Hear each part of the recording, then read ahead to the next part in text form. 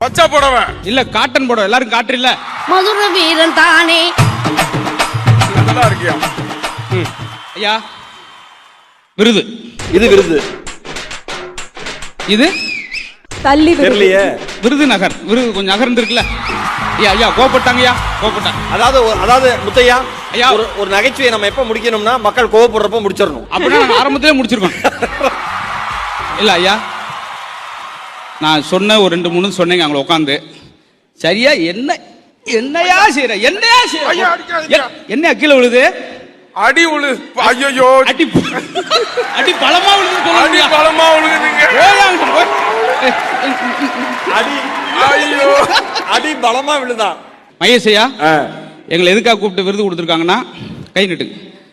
இதுக்காக தான் எங்களுக்கு கொடுத்துருக்காங்க. என்னது? செலிபிரிட்டி. வந்து வந்து வந்து வந்து வந்து வந்து